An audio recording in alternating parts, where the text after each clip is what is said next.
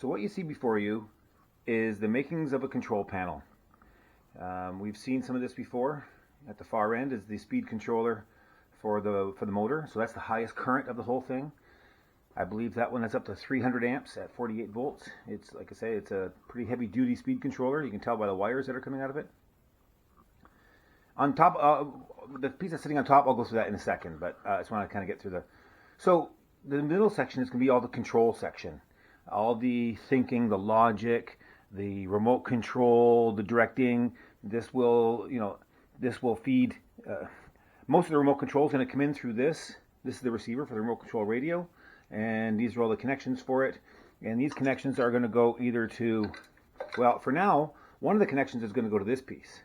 And what this is a speed controller for a DC motor. I'm going to temporarily, if I just plug this into here, now that channel becomes a DC connection, a DC motor connection. So for now, until I get all the math and all the logic done for the Arduino, I'm just going to try driving the front steering with this for now, just so I can do some field testing. This, I don't think is going to be heavy duty enough. The stuff online said it was 30 amps. When it got here, I looked at these wires, and I have a hard time believing that 30 amps of power is going to go through those little wires. So I'm going to try it just for testing purposes. It wasn't that expensive, so I can just, if it doesn't work out or if it blows up, at least, I can get something out of it. So this is the remote control radio. This is the input from the operator. This is all the stuff the operator wants to do. This is 9 channels. So the 4 sticks on the radio and all the different switches and stuff all become channels here. So this is going to talk to the rest of the box. So it's going to talk to primarily the Arduino, right? The Arduino is the one that's going to take all the math. It's going to take all the inputs, do all some math, and make things happen. It's going to steer the machine. It's going to put the brakes on. It's going to control the lights. It's going to control all kinds of stuff through this thing. And the reason I'm doing that is because I want to control some logic. I want to be able to ask some questions on stuff and make decisions based on some logic. I don't want the headlights to just turn on with a switch. I want the headlights to recognize that it's dark and turn the headlights on. I want to make automatic headlights. I want a bunch of stuff that I want to just kind of make just a little extra than just turning a switch on and making it happen. I'm going to have this on board anyway, so I want everything to run through here. So this whole compartment is going to be pretty much to interact with this piece. Here I have a couple of relays. These are, I believe, will handle 10 amps. So we're not really enough to handle, well, they'll handle all the lights. They'll handle any of the bells and whistles and sirens and stuff I want to put on it. I got to put some safety things on it. So these will turn those on and off. Primarily if you turn a switch on your radio. If you flick a switch on the remote control radio, it turns this relay on, and that relay in turn turns on something. Headlights, a travel alarm, a warning alarm, a whole bunch of different things that I was hoping to add to this thing for safety. We can also make this Arduino trip this. So this can be done directly remote control, or it can be done through the Arduino.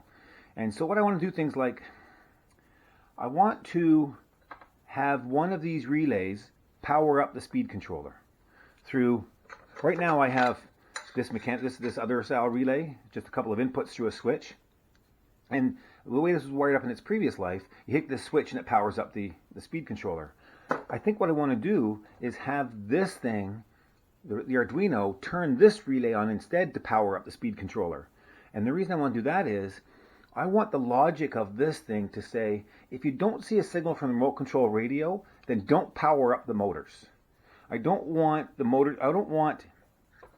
power to get to this box without the person being ready with this. So as soon as you turn this radio on, right, it starts sending a signal to the receiver. Now, of course, this isn't powered, but normally this little red light would turn on, and now these connections are hooked to these inputs. Okay, so I can flick a switch, have this tell this relay to turn on and do something. And for now, I'm going to have the headlights come on that way, a travel alarm come on that way, a couple of different options I want to bolt to it, but maybe not right away, but I need these to be someplace. So they need to be, I need to figure out where they're going to be on the machine. So I got to, this is mocking this all up. This small device is a 2G connection to a cell phone. Or it's got a 2G connection in it, or it's got basically a SIM card built into it.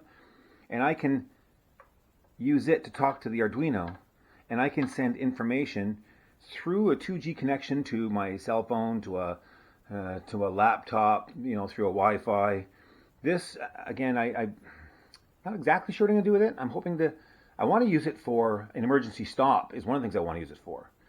I want to be able to get my phone out and have a big red button on an app on my phone, and when I push the big red button, this thing tells the machine to shut off.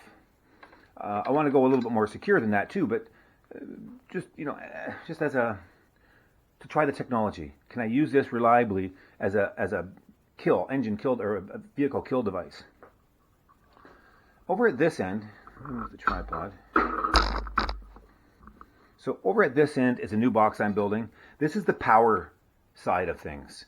So this is where the heavy power is going in. This is the control side, and this is the power side. It's where the battery chargers are going to lie. This is the battery charger for the 48 volts. I'm waiting for the battery charger for the 12 volts, but I'm going to take it out of its case as well and mount it in here. This is going to be the main relay. This is what's going to have the whole machine power on. I do have a battery switch built onto this thing, and this can shut the machine, shut the cable or battery power off to the machine. But I want to also be able to do it electrically. I want this relay, and as you guys will learn about relays, when you power this connection, these heavy amp connector or these heavy amp terminals join together. So I can use this this is a switch. I can have this switch controlled by this relay. I can have this relay controlled by this relay, which is controlled by the Arduino. And now here's where I could, if the Arduino doesn't see a signal from the receiver, then it will close or open one of these relays, and which in turn will open this relay and shut the power off to the machine. So as soon as you turn the 12 volts on, it has to verify that everything's working before it turns the 48 volts on. That's what I think this relay is going to do. Or it's going to maybe it'll just turn all the 12 volts on for the steering and all the actuators that might be on at 12 volts.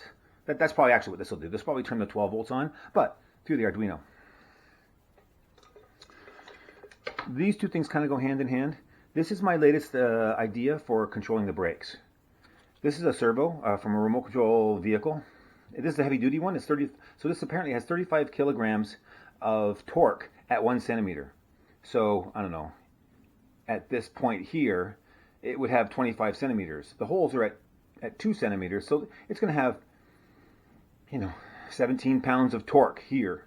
And this is going to pull on the brake cables for the front brakes. I don't know if it's going to be enough. All I can do is try. If it's not enough to do that, what I might do is have it push on the master cylinder for the rear brakes. But either way, this heavy duty, this is a really good device. This is well built. It's all metal inside in the days of plastic. So I'm hoping this, and this plugs directly into the receiver, but I'm going to plug it into the Arduino and run code on it. So if something happens, it'll put the brakes on automatically or something like that. So this is, but this runs at 7 volts.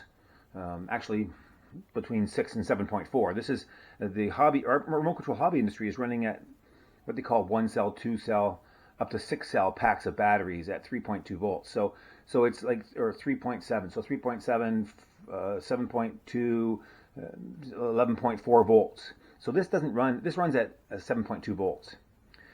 One of our batteries is 12, and one of our batteries is 48. So I bought this device, which can take an input from, I think, 0 to 100 volts and convert it to any output from 0 to 100 volts. So this is pretty cool. I've never used one of these before. Some of the new technology that's available for makers. This is pretty easy. You hook 4 wires up and drop it in a hole, and it starts to work. So this is going to probably take the 12 volts from this device, which takes 48 volts, turns it into 12. DC converter. 48 volts in, 12 volts out at 10 amps. So I'll take the 12 volts, I'll tap into that 12 volts and use it to turn it down to 7.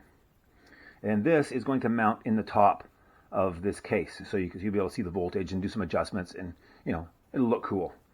I think it's going to mount on the outside. It doesn't look very waterproof, but I don't know that it matters. The whole thing's probably going to have some sort of cover over it. This is like I said, this is the 48 volt battery charger. The 12 volt battery charger is going to mount in beside it. All of this stuff has to go back in. So this is the challenge I'm having now, is getting this stuff put together. This is my favorite part of it, is doing all the wiring and the connecting. I need to get on some coding. I need to start figuring this out. I'm going to hook it up simply for now. Everything's going to be hooked up temporarily. Kind of this, prototyping electronics is difficult. Trying to get all the voltages to work and which pins go where, and it's going to be a little bit of a wiring nightmare in here. When I'm done, all the wiring is going down to the bottom of the boxes. I've left a space in here, and all the wiring is going to go underneath this panel instead of above it. So this is going to stay nice and clean looking, and all the wiring is going to go down it's going to go down, out, and back up again through the bottom here. The bottom will be a mess, but it won't matter because you won't see it. I could box it in, I suppose, to make it pretty, but so that's what I'm going to be doing now. I'm going to be getting on this, and I will make videos to let you know.